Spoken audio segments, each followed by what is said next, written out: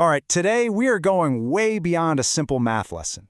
We're going to explore the very language our universe is written in. It's a language of change, of motion, of beautiful complexity. And our guide on this journey is one of the most powerful ideas in all of mathematics, the partial derivative. I mean, just look around you. Our world isn't flat. It is a landscape of peaks and valleys, of waves and fields, all constantly changing in multiple directions at once, from the surface of the ocean to the invisible forces that fill space. So how do you even begin to measure something like steepness on a surface as complex as this? Seriously, think about it. The simple idea of slope we all learned in school, rise over run, that works great for a straight line. But here, which way are you even supposed to measure?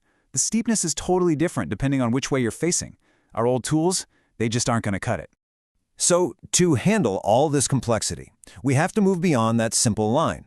We need a much more sophisticated tool, really a new way of seeing that lets us navigate a world with more than one dimension. A regular derivative, the kind you might remember, it's like standing on a mountain and only looking east. Sure, you can find out how steeply the ground is sloping in that one direction, but you have absolutely no idea what's happening to your north or to your south. To get the full picture, you need a way to measure the slope in every possible direction.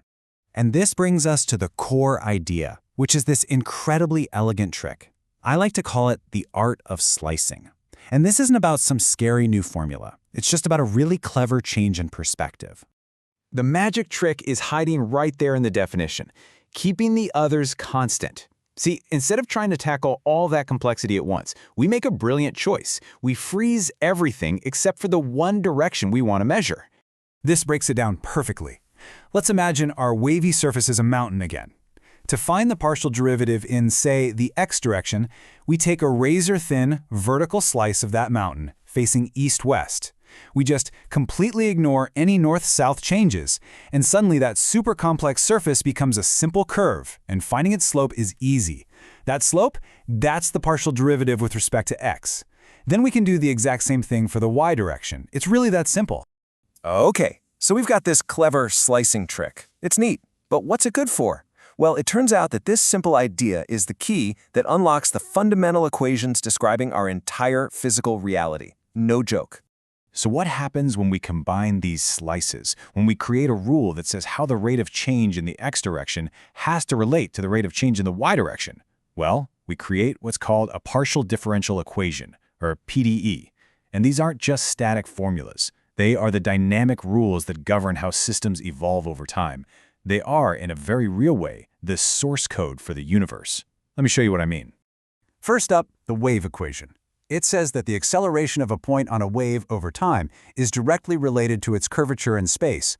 This one elegant rule governs everything from the sound of my voice reaching you to the light from a distant star. Then you've got the heat equation. It works in a similar way. It says that the rate of temperature change over time at some point is determined by the heat distribution right around it. This single principle describes why ink spreads in water, why a room gets warm, and it can even be used to model how ideas go viral online. And the Laplace equation? This describes states of perfect equilibrium. It finds the shapes where the curvature in one direction perfectly cancels out the curvature in the other. This gives us the stable, steady shape of a soap film stretched on a wire or a gravitational field in empty space. It is the equation of perfect balance. And finally, the big one, the Schrödinger equation. This PDE takes us deep into the bizarre and wonderful world of quantum mechanics, describing the probability wave of a particle like an electron. The very foundation of modern physics is built on this language of partial derivatives. So we've seen just how powerful these things are, but what makes them so versatile is a special tool that works behind the scenes, a fundamental rule that lets us connect completely different worlds. It's called the chain rule. And for partial derivatives, it is one of the most powerful tools we have. You can think of it like a universal translator. It lets us calculate rates of change in one system and then seamlessly translate them into a totally different system without losing any of the information. Okay, I know, symbols. But don't get scared off. Just look at the simple rule on the left for a second. All it's really saying is that the total change of our function u over time is the sum of two pieces. First, how fast u changes as you move in the x direction times how fast you're actually moving in x. Then you add the same thing for the y direction. We're just adding up the influence from each direction of movement. The big rule on the right, it's the exact same idea, just with more variables. So why does this matter?